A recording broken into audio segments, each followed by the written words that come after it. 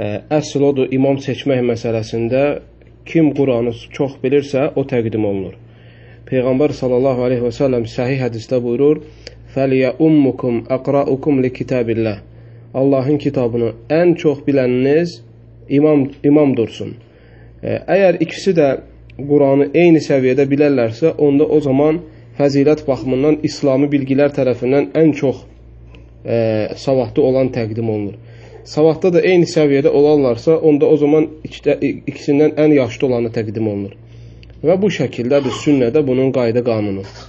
Bu, əgər müsəlmanlar öz aralarında seçmək, qərar vermək haqqına malik olsalar. Yoxsa əgər imam ratib olsa, yəni dövlət tərəfindən təyin olunsa, artıq onda bu sifətlər axtarılmır. Çünki icbari o adam bu görəvi yerinə yetirir və seçilmiş birinə, madəm ki İslamı sabitdir, yəni qarşı çıxmaq və yaxud da onun arxasında qılmayıb ikinci cəmaat kimi şeylər qurmaq da dində düzgün baxılmır bu şeylərə. Qaldı fərdi məsələyə gəldikdə, tutaq ki 5 adam səfərə çıxmışıq. İçindən biri var, üzünü qırxır, Quranı çox bilir, o birisi var,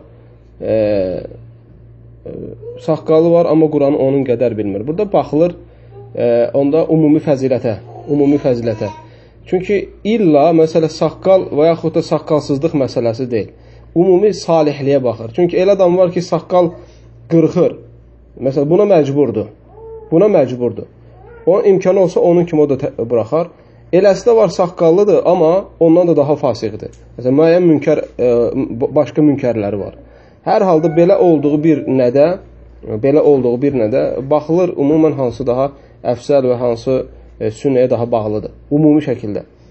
Yoxsa bilinməsə bu təfsilat, onda o zaman təbii ki, zahiri sünnəyə daha yaxın olan təqdim olunur. İxlasla.com saytı tərəfindən təqdim olundu.